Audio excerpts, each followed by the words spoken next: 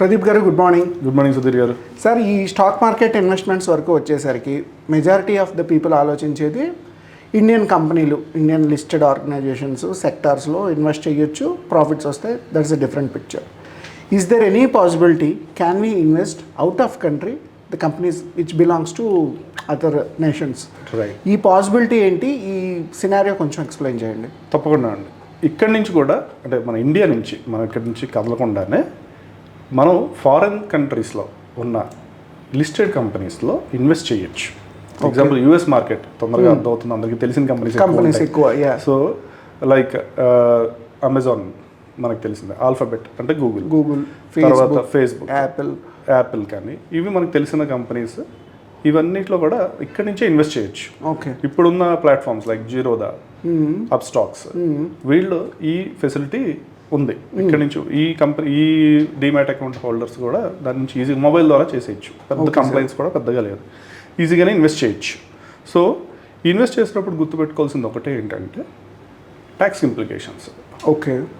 High taxes ఉన్నాయి దాంట్లో. Okay. So ఇక్కడ ఎందుకు ఇన్వెస్ట్ చేయాలి అనేది మీరు అడగాలి. అసలు ఎందుకు అసలు మన ఇండియన్ స్టాక్ మార్కెట్ కన్నా విదేశాల్లో ఎందుకు ఇన్వెస్ట్ చేయాలి? విదేశాల్లో ఎందుకు ఇన్వెస్ట్ చేయాలి అంటే, ఒకటి అందరూ ఆలోచించేది ఏంటంటే నాకు చాలా ఇన్కమ్ జనరేట్ అవుతుంది, లేదా ఇక్కడ కన్నా ఆ కంపెనీస్ ఇంకా నమ్మకంగా ఉంటాయి, ఓపెన్గా ఉంటాయి, ఇలా అనుకుంటారు. కానీ అది నిజం కాదండి. ఎందుకంటే అక్కడ కంపెనీస్లో కూడా చాలా, ఇప్పుడు ఎలాన్ మస్క్ ట్విట్టర్ కొనగానే ఆయన $45 million ఏదైతే డీల్ మాట్లాడారో, $45 billion డీల్ మాట్లాడుకున్న వెంటనే ఇమ్మీడియట్గా ఆయన టెస్లా స్టాక్స్ పడిపోయాయి. రైట్. సో ఈ రిస్క్ అనేది, రిస్క్ ఆఫ్ ఇన్వెస్టింగ్ ఎప్పుడు ఉంటుంది. ఎక్కడి నుంచి చేసినా, ఇక్కడ ఇండియాలో చేసినా, బయట చేసినా ఈ రిస్క్ క్యారీ అవుతుంది సార్. సో ఈ రిస్క్ ఎప్పుడు ఉంటుంది. అండ్ ఇంకోటి ఏంటంటే, మన కంట్రీస్తో పోలిస్తే అక్కడ ఇన్వెస్టింగ్ పీపుల్ ఎక్కువ, మోర్ కంపెనీస్ ఉన్నాయి అక్కడ. రైట్. సో మనకు తెలిసి 4 కంపెనీసే కాదు, ఇంకా రిటర్న్స్ ఇచ్చే చాలా ఉంటాయి. ఎందుకంటే ఇక్కడ మనకి ఇంకా మన సెబీ గైడ్లైన్స్ ప్రకారం స్టార్టప్ ఒక లిస్టింగ్కి వెళ్ళాలి అంటే it will take some time. కొంచెం టైం పాస్ అవ్వాలి, 3 ఏళ్ళు 4 ఏళ్ళు పడుతుంది. అక్కడ అంత టైం పట్టదు, వెరీ క్విక్. ఒక 2 yearsలోనే వాళ్ళు టర్న్ అరౌండ్ చేసుకుంటారు, లిస్టింగ్కి ప్లాన్ చేస్తారు. Yes. So there are lot many stocks. So ఇక్కడ మిస్లీడ్ అవుతారు, ఇన్ఫర్మేషన్ సరిగ్గా లేకపోతే మిస్లీడింగ్ జరిగే ఛాన్స్ ఉంది. సో ఇక్కడ ఇండియాలోనే తెలిసిన కంపెనీస్ చూస్తేనే మనం నష్టాలు భరిస్తున్నాం. సరే, అవును, నష్టాలు పాలవుతున్నారు కొంతమంది. అలాగే అలాంటిది యూఎస్ఆర్ తెలియని మార్కెట్లో ఎలా చేస్తాం. కానీ మీరు అడిగితే అవకాశం ఉంది విత్ ప్రాపర్ ఇన్ఫర్మేషన్. అందుకపోతే మనకన్నా వాళ్ళు ట్రాన్స్పరెన్సీ ఎక్కువ. ఓకే. మన ఏదన్నా డాక్యుమెంట్ కావాలన్నా ఏదన్నా మన వాళ్ళ వెబ్సైట్లోనూ వాటిలోనే పెట్టాలి, ఇవన్నీ ఉన్నాయి. అక్కడ ఏంటంటే చాలా ట్రాన్స్పరెన్సీ. ఓకే. వాళ్ళ క్లయింట్స్ ఎవరి దగ్గర నుంచి అన్నీ కూడా మనం యాక్సెస్ చేయొచ్చు. ఓకే. ఇక్కడి నుంచి చేయొచ్చు. సో విత్ మోర్ ఇన్ఫర్మేషన్ మనం డెసిషన్ ఇంకా క్లియర్గా అండ్ ప్రాపర్గా తీసుకునే ఛాన్స్ ఉంది. ఓకే. ఓకే. అదొకటి. కానీ మనకు తెలిసిన కంపెనీస్ 4గా కనిపిస్తాయి. Sir, right. సరే, ఎందుకు ఇన్వెస్ట్ చేయాలి? ఒకటి ఎప్పుడు అనేది ప్రాఫిట్, అది పక్కన పెట్టేస్తే. Good sir. I'm not talking profit గురించి మాట్లాడట్లేదు. ఎందుకు ఇన్వెస్ట్ చేయాలంటే, మన ఇండియన్స్ పైన మనం డాలర్ లయబిలిటీస్ క్రియేట్ చేసుకుంటున్నాం. ఎలా డాలర్ లయబిలిటీ క్రియేట్ చేస్తున్నారు అంటే, మన పిల్లల్ని యూఎస్ పంపిస్తాం. అవును. స్ట్రైట్ అవే 20 lakhs 30 lakhs ఒక యూనివర్సిటీ మాస్టర్స్కి ఈజీగా మినిమం ఇక్కడ నుంచి రూపీలో అప్పు చేస్తాము, కానీ డాలర్లో అక్కడ పే చేస్తాం. అంటే యాక్చువల్లీ మన డాలర్ లయబిలిటీ ఉందా లేదా? రైట్. అలాగే మెడికల్ ఎక్స్పెన్సెస్, సింగపూర్ వెళ్తారు కొంత. Right sir. యూఎస్కి వెళ్ళే వాళ్ళు ఉన్నారు, సర్జరీస్కి వెళ్ళే వాళ్ళు ఉన్నారు, రకరకాల. ఇంకా ఎడ్యుకేషన్ అనుకోండి, మెడికల్ పర్పస్ అనుకోండి, ఇంకా కొన్ని రకాలుగా ఇంకా ఫ్యూచర్లో ఇంకా క్రియేట్ అవ్వచ్చు, వేరే రీజన్స్ కూడా క్రియేట్ అవుతాయి. అది. సో అందుకు ఈక్వల్ చేయడానికి డాలర్ అసెట్స్ ఉండాలి. ఇవి మనం డాలర్ లయబిలిటీస్ మాట్లాడుకోం. ఓకే. డాలర్ అసెట్స్ క్రియేట్ చేయాలంటే మనం అక్కడ మార్కెట్స్లో ఇన్వెస్ట్ చేయాలి. అప్పుడే అవుతుంది 2 స్టేబిలైజ్ అవుతాయి. Sir, okay. సో ఇది యాక్చువల్లీ ఇవన్నీ ఫ్యూచర్ లాంగ్ టర్మ్ అన్నమాట. ఈరోజు ప్రాఫిట్ వచ్చిందా రేపొస్తుందని కాదు, మనం ఫ్యూచర్లో ఎలాగో క్రియేట్ చేస్తాం కాబట్టి ముందే ఇన్వెస్ట్ చేసి పెట్టుకోవాలి అనేది ఒక ప్లాన్. అది రీజన్ ఎందుకు ఇన్వెస్ట్ చేయాలి.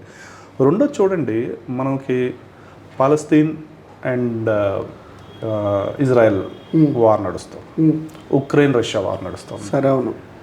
ఈ వార్ న్యూస్ వచ్చినప్పుడు ఇండియాలో స్టాక్ మార్కెట్ పడుతుంది. యూఎస్లో స్టాక్ మార్కెట్స్ పడ్డాయని చూసారా? లేదు. చూసిన మినిమల్ చాలా తక్కువ, వన్ డే హాఫ్ డే తర్వాత రికవర్ అయిపోతాయి మార్కెట్స్. అవును. సో మోర్ ఆర్ లెస్ కొంత స్టెబిలిటీ ఉంటుంది. ఈవెన్తో వాళ్ళ దగ్గర నుంచి మోస్ట్ రిఫ్లెక్టింగ్ కంట్రీ అయినా సరే వాళ్ళు సప్లైర్స్ ఆఫ్ ది అవును suppliers of the war weapons కదా. ఎస్. సో వార్ జరిగితే ఆ సెక్టర్స్ పెరుగుతాయి మళ్ళీ వాళ్ళు, డిఫెన్స్ సెక్టర్ పెరుగుతుంది వాళ్ళు. సో ఇలాగా మోర్ ఆర్ లెస్ కొంత స్టెబిలిటీ ఉన్న కంట్రీస్ కొన్ని ఉన్నాయి, యుఎస్ లాంటివి, యూరోప్లో కొన్ని, యూకే లాంటివి, ఇవి కొన్ని ఉన్నాయి. సో ఇవి మేజర్గా రీజన్ ఎందుకు ఇన్వెస్ట్ చేయాలన్న. సో ఎలా ఇన్వెస్ట్ చేయాలంటే ఇందాక నేను చెప్పినట్టు అప్ స్టాక్స్లో కానీ, ఓకే, ఈ బ్రోకింగ్ కంపెనీస్ ఏవైతే ఉన్నాయో ఏంజిల్ కానీ, వాటిల్లో మనం దానికి తగ్గట్టు కేవైసీలు ఇవన్నీ ఫిల్అప్ చేసుకుని మనం ఇన్వెస్ట్ చేయొచ్చు. ఓకే.